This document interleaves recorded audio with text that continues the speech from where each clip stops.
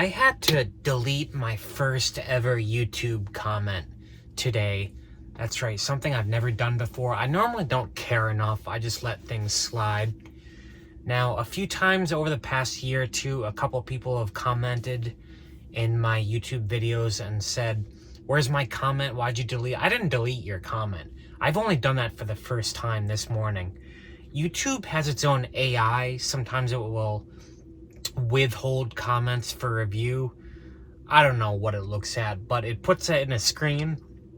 I can go into that screen, review them, check the flags and stuff, and frankly, there are a million things I'd rather do with my time than do that. So if your comment ever got withheld, didn't appear or something, I apologize. I don't know what YouTube saw. I've only added 3 keywords that get withheld on top of like whatever YouTube does, and that's Biden, Trump, and Harris, because I didn't want my comments to devolve into like political mumbo jumbo.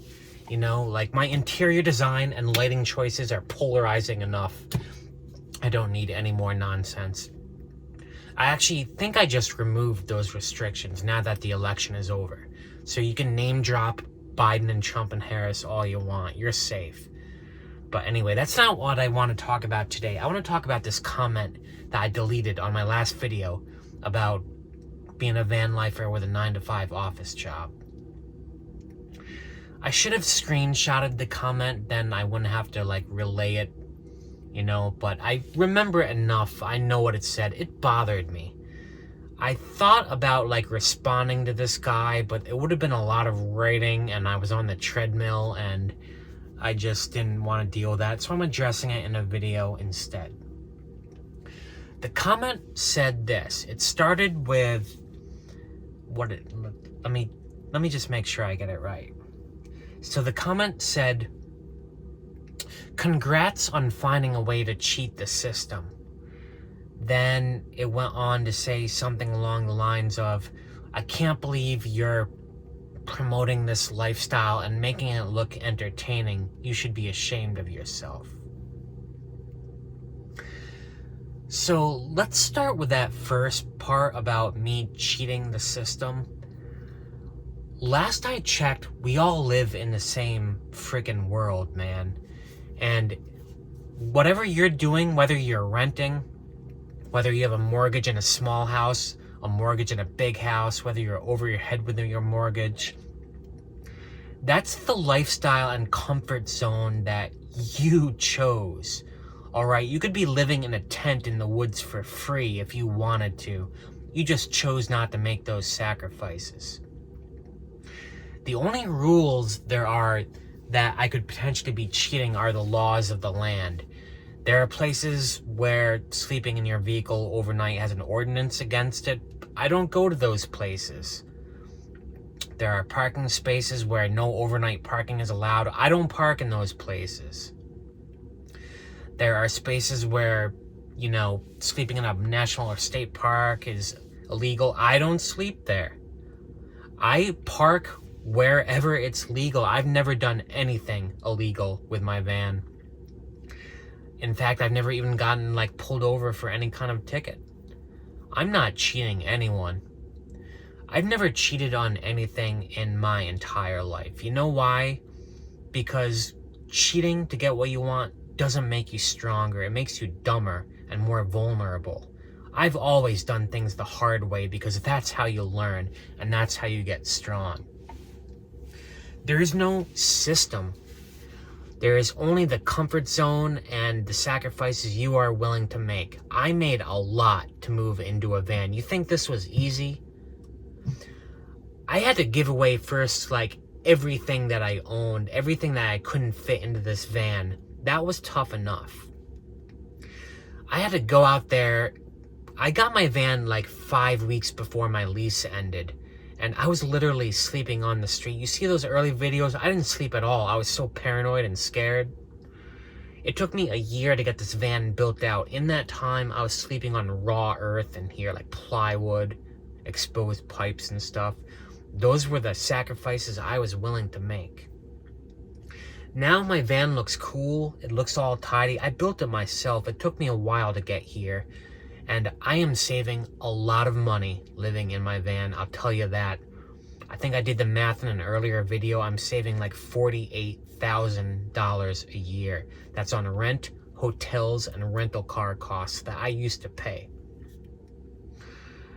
Yeah, I'm not cheating any system. I am working the system to my advantage.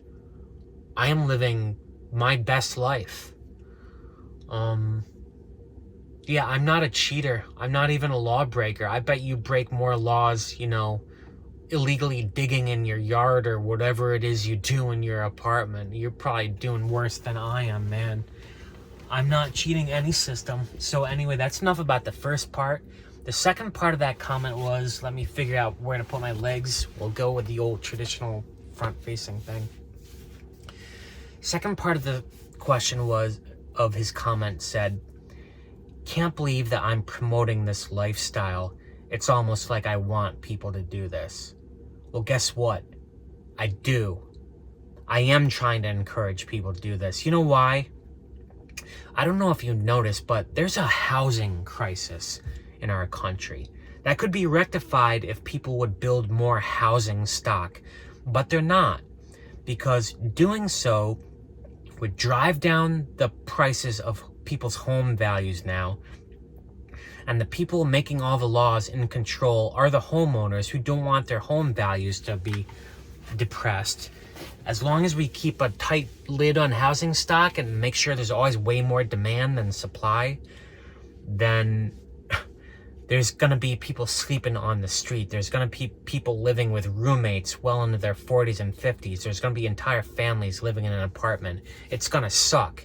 And people are, you know, people want to pursue happiness. People don't want to have to live like that just because they don't want to build more housing stock. I solved my housing crisis. And if you can't tell, I'm angry right now at this commenter. I promise I'll calm down. But I'm happier than I've ever been. I have a room right here that has everything I need, custom built to all my wants and needs, better than any landlord's stock apartment that doesn't get maintained properly would ever be. I don't have a landlord who can come in here in my van, open the door anytime, inspect around without asking for my permission. I don't have to deal with that nonsense. I don't have roommates in here.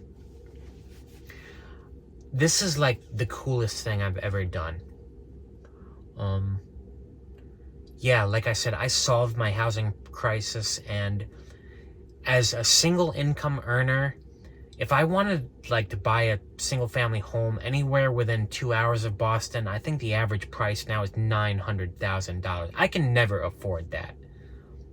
I don't want to live with roommates. I don't want to be over my head in a mortgage that costs so much that I can't take vacations and do all the cool things I obviously like to do. Now I can. I made the sacrifices willing to get me here. And listen, van life ain't all wine and roses. I've never said that. You know, it took me 2 years to get into the rhythm to feel like I'm not scared all the time. And now it's just gravy, and I'm saving a lot of money.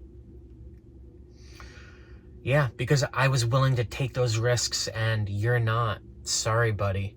That's on you. That's the system you created for yourself. If other people are in the same position as me, you know, you have a job, but you just can't save enough money that is faster than the price of homes are increasing, you know, you'll just always be behind renting for your entire life. There's a lot of people like that out there, just like me. I'm telling you, this lifestyle is pretty cool. It's brought me happiness. It's brought me something that I own, that I feel is all mine. And yes, I am promoting it. I think there's a lot of other people out there who could be doing what I'm doing right now, and they would be better citizens of society, happier. And I think that's what this is all about. Yeah, I'm sorry for this long-winded rant. This is the first time that a comment really got under my skin. Like I said, this is the first time I've ever deleted a comment on YouTube. I never did that before. Yeah, I don't like getting called a cheater. and I'm not cheating any system, and van life is awesome, and I think more people should do it. I think it would solve the housing crisis in our country. I think this is the future. I'll be honest with you. That may shock you, especially the older viewers out there who just can't comprehend living this way. I can comprehend living this way for the rest of my life. I don't think I could ever move into a house again. I go to like these communities where all these seniors living alone in a big house because all their children have left the nest. All I can think of is that's so much space and maintenance and cost. Why in your mind is that a good way to live? That's a terrible idea what you're doing. Maybe they should consider what I'm doing. But I know it's not for everyone. I think the number one challenge of van life is all the mechanical issues that are going to arise with your car. And you need to have money to check into a hotel or whatever from time to time so you have a safety net. But that's a topic of a different video. All right, guys, thanks for listening to this rant. This was kind of raw. Next video will be something cooler. I need to do a meal prep. That might be the next video, or some adventure. In the meantime, thanks for watching. I'll be back happier than ever. This might be the Lyme disease fog, you know, talking right now. In any case, hit like below. It helps a lot. Peace out.